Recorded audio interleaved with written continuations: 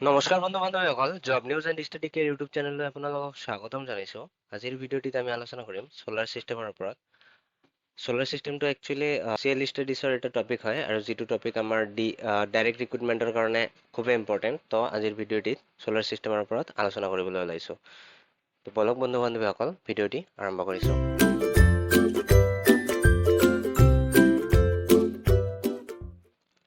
প্ৰথমতে আমি অলপ জানি লওঁ জিঅ'গ্ৰাফী অৰ্থাৎ ভূগোলৰ কিছুমান গুৰুত্বপূৰ্ণ অংশসমূহ যেনেকুৱা the word geography was first used by a Greek scholar Eratosthenes. Geography has been derived from two Greek words geo and graphos which jointly mean the description of earth।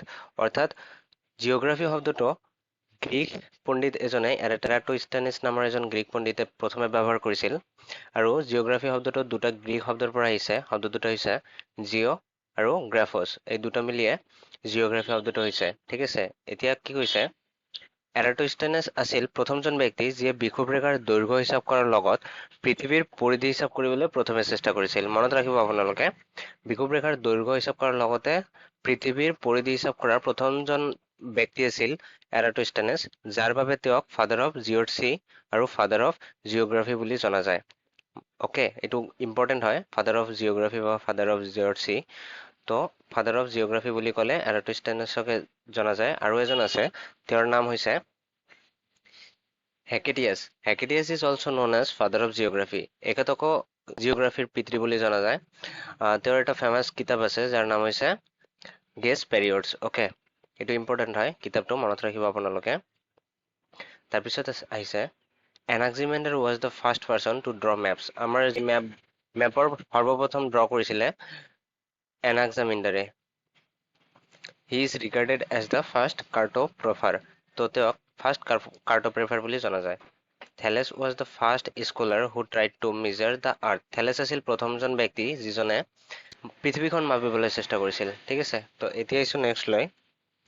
Aristotle was the first thinker who road about the shape of earth. Aristotle আছিল প্ৰথমজন ব্যক্তি যিয়ে পৃথিৱীৰ শ্বেপৰ বিষয়ে লিখিছিল। অৰ্থাৎ শুদ্ধ যুক্তিৰ আধাৰত পৃথিৱীৰ আকৃতিক গোলাকাৰ বুলি লিখা প্ৰথম চিন্তাবিদ আছিল এৰিষ্টটল। এয়ে আছিল প্ৰথমজন চিন্তাবিদ। ঠিক আছে, তো এতিয়া আমি আলোচনা কৰিম ছ'লাৰ ছিষ্টেম, আজিৰ যিটো মেইন টপিক। তো আপোনালোকে ভিডিঅ'টো সম্পূৰ্ণ চাব, অলপো স্কিপ নকৰিব। আৰু মই নিজে হাতে লিখা নোটবিলাক আপোনালোকৰ লগত শ্বেয়াৰ কৰি আছোঁ, তো পাৰিলে আপোনালোকেও লিখি ল'ব, আপোনালোকৰ কাৰণে ভাল হ'ব।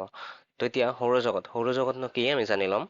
সৌৰজগতত সূৰ্য, 8টা গ্ৰহ আৰু ইয়াৰ উপগ্ৰহ আৰু হাজাৰ হাজাৰ আন সৰু সৰু আকাশী পদাৰ্থ যেনে গ্ৰহাণু, ধূমকেতু আৰু উল্কাপিণ্ড আছে। এইবিলাক লৈয়ে আমাৰ গোটেইখিনি সৌৰজগত বুলি কোৱা হয়। ঠিক আছে, তাৰপিছত কি কৈছে, in the solar system the planet nearest to the sun is Mercury. অৰ্থাৎ বুধ গ্ৰহ হৈছে আমাৰ ছ'লাৰ ছিষ্টেমৰ সূৰ্যৰ একেবাৰে ওচৰৰ গ্ৰহ। ঠিক আছে, আৰু the planet farthest from the sun is Neptune. আৰু নেপচুন হৈছে সূৰ্যৰ আটাইতকৈ দূৰত নেপচুন গ্ৰহ। The size of solar system has been estimated to about. আমাৰ সৌৰজগতৰ যিটো আনুমানিক যিটো ছ'লাৰ ছিষ্টেমৰ আকাৰ, সেইটো প্ৰায় 10⁵ AU। ঠিক আছে, তাৰপিছত কি কৈছে, the solar system is dominated by the sun which accounts for almost 99.9% of the matter in the whole solar system. সৌৰজগতত সূৰ্যই প্ৰধান, যিয়ে সমগ্ৰ সৌৰজগতৰ প্ৰায় 99.9% পদাৰ্থ বহন কৰে। ঠিক আছে, তাৰপিছত কি কৈছে, the sun is also' the source of all energy in the solar system. আমি সকলোৱে জানো সূৰ্য হৈছে শক্তিৰ মূল উৎস, সেইটোৱে কৈছে ইয়াতে। তাৰপিছত আমি আলোচনা কৰিম গ্ৰহবিলাকৰ ওপৰত। প্ৰতিটো গ্ৰহৰে এটা বেলেগ বেলেগকে ফিচাৰ্ছ আছে, অৰ্থাৎ বৈশিষ্ট্য আছে। তো প্ৰথমতে কি কৈছে, these are opaque bodies which continuously revolve and are lighted by the sun। এইবোৰ কি, গ্ৰহবিলাক হৈছে আমাৰ অস্বচ্ছ বস্তু যিবোৰ অবিৰতভাৱে ঘূৰি থাকে আৰু সূৰ্যই এই গ্ৰহবোৰক পোহৰাই দিয়ে। ঠিক আছে, A ninth planet has been recently discovered by NASA named as Karla. মানে আগতে আমাৰ গ্ৰহ আছিলে 9টা, এতিয়া তাৰ পৰা এটা মাইনাছ হৈছে, তো হৈ কিনে হৈছে 8টা। 2006ত এই 9টা গ্ৰহৰ পৰা প্লুটো যিটো আছে, প্লুটোক বাদ দিয়া হৈছে, কাৰণ প্লুটোটো বেলেগ কক্ষপথত গুচি গৈছে। তো তাৰপিছত হৈছিলে 8টা, আৰু এতিয়া ৰিচেণ্টলি নাছাই এটা নতুন প্লেনেট, 9 নম্বৰ প্লেনেট ডিস্কভাৰ কৰিছে, আৰু যিটোৰ নাম দিয়া হৈছে কাৰ্লা। তো আপোনালোকে মনত ৰাখিব, এইটো ইম্পৰ্টেণ্ট হয়। তাৰপিছত কি কৈছে the sequence of planets according to their distance from the sun অৰ্থাৎ সূৰ্যৰ পৰা দূৰত থকা চিৰিয়েলি যিটো সিকুৱেন্স আছে সিকুৱেন্স অনুযায়ী গ্ৰহবিলাকৰ নাম মই লিখিছো তো আপোনালোকে পাৰিলে লিখি ল'ব প্ৰথমতে আছে মাৰ্কাৰী এইটো সূৰ্যৰ একেবাৰে ওচৰত অৰ্থাৎ বুধ গ্ৰহ তাৰপিছত আহে ভেনাছ অৰ্থাৎ শুক্ৰ গ্ৰহ আৰ্থ মাৰ্চ তাৰপিছত জুপিটাৰ অৰ্থাৎ বৃহস্পতি চেটাৰ্ণ শনি গ্ৰহ তাৰপিছত ইউৰেনাছ তাৰপিছত নেপচুন তো সূৰ্যৰ একেবাৰে ওচৰত থকা গ্ৰহটোৰ নাম হৈছে মাৰ্কাৰী অৰ্থাৎ বুধ গ্ৰহ আৰু সূৰ্যৰ আটাইতকৈ দূৰত থকা গ্ৰহটোৰ নাম হৈছে নেপচুন নট প্লুটো অকে মনত ৰাখিব কাৰণ প্লুটোটোক বাদ দিয়া হৈছে এতিয়া তাৰপিছত কি কৈছে the sequence of planets according to their size অৰ্থাৎ চাইজ অনুসৰি আমাৰ যিবিলাক গ্ৰহ আছে চিৰিয়েলি হৈছে জুপিটাৰ হৈছে আটাইতকৈ ডাঙৰ গ্ৰহ তাৰপিছত আহে চেটাৰ্ণ অৰ্থাৎ শনি গ্ৰহ তাৰপিছত ইউৰেনাছ নেপচুন আৰ্থ ভেনাছ মাৰ্চ আৰু মাৰ্কাৰী তো আপোনালোকে মনত ৰাখিব পাৰে এনেদৰে তো প্ৰথমতে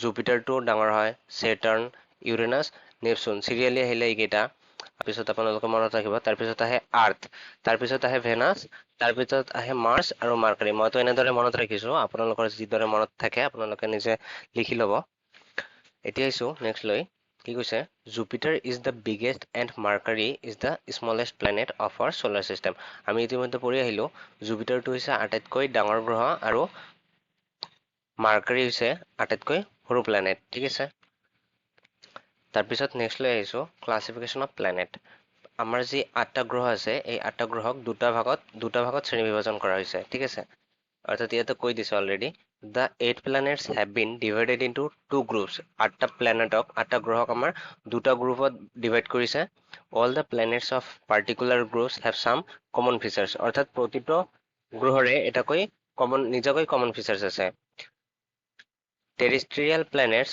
or rocky planets and Jovian planets or gaseous planets are the two groups of planets অৰ্থাৎ দুটা গ্ৰুপত ভাগ কৰা হৈছে এটা হৈছে টেৰেষ্ট্ৰিয়েল বা ৰকি প্লেনেট অৰ্থাৎ ভূমি আৰু শিলামণ্ডল যিটো আছে সেইটো এটা আৰু এটা হৈছে জোভিয়ান প্লেনেটছ অৰ গেছিয়াছ অৰ্থাৎ যিটো প্লেনেটত মানে গেছেৰে পৰিপূৰ্ণ থাকে এইটো তো দুটা ভাগত ভাগ কৰা হৈছে এটা কৈছে 8টা গ্ৰহক দুটা ভাগত বিভক্ত কৰা হৈছে এটা বিশেষ গোটৰ সকলো গ্ৰহৰ কিছুমান কি সাধাৰণ বৈশিষ্ট্য আছে টেৰেষ্ট্ৰিয়েল প্লেনেট বা ৰকি প্লেনেট অৰ্থাৎ স্থলভাগ বা শিলাময় বা শিল থকা গ্ৰহ বুলি যিটো ক'ব পাৰি আৰু জোভিয়ান প্লেনেটছ বা গেছিয়াছ প্লেনেটছ অৰ্থাৎ বায়বীয় বা গেছেৰে পৰিপূৰ্ণ থকা গ্ৰহ এই দুটা গ্ৰহৰ গোট ঠিক আছে তো প্ৰতিটো গ্ৰহৰে কি এটা নিজাকৈ বেলেগ বৈশিষ্ট্য থাকে The four planets nearest to the sun আপোনালোকে মনত কৰকচোন যিটো সূৰ্যৰ একেবাৰে ওচৰত আছে সেই গ্ৰহটোৰ নাম কি অলৰেডি আমি জানো মাৰ্কাৰী অৰ্থাৎ বুধ গ্ৰহ হৈছে সূৰ্যৰ একেবাৰে ওচৰত থকা গ্ৰহ তাৰপিছত আহে ভেনাছ তাৰপিছত আৰ্থ তাৰপিছত March are called terrestrial planets because their structure is similar to the earth অৰ্থাৎ এই বাকীবিলাক যে আছে মাৰ্কাৰী ভেনাছ মাৰ্চ এই আটাইবিলাক হৈছে পৃথিৱীৰ নিচিনা ষ্ট্ৰাকচাৰটো একে অৰ্থাৎ শিলাময় বা ভূমি আছে ইয়াতে মাটি আছে তো সেইকাৰণে এইবিলাকক টেৰেষ্ট্ৰিয়েল প্লেনেট আৰু এটা কি নামেৰে জনা যায় আমি টেৰেষ্ট্ৰিয়েল প্লেনেট বা ৰকি প্লেনেট বুলি ক'ব পাৰো These four planets are also called inner planet এই চাৰিটা প্লেনেটক ইনাৰ প্লেনেট বুলিও কোৱা হয় মনত ৰাখিব four planets অৰ্থাৎ এই চাৰিটা বাদ দি বেলেগ যি চাৰিটা আছে Jupiter Saturn Uranus and Neptune are called Jovian planets or gaseous planets কাৰণ এই প্লেনেট বিলাকত গেছেৰে পৰিপূৰ্ণ These four planets are also called outer planet এই চাৰিটা প্লেনেটক আউটাৰ প্লেনেট বুলিও জনা যায় ঠিক আছে তো বন্ধু বান্ধৱীসকল আজিৰ ভিডিঅ'টিৰ পৰা আপোনালোকে যদি অলপ কিবা শিকিবলৈ পাৰিছে চেনেলটো ছাবস্ক্ৰাইব কৰিব আৰু কাষত থকা বেল আইকনত প্ৰেছ কৰি দিব লাইক কৰিবলৈ নাপাহৰিব আজিৰ ভিডিঅ'টো চোৱাৰ কাৰণে থেংক ইউ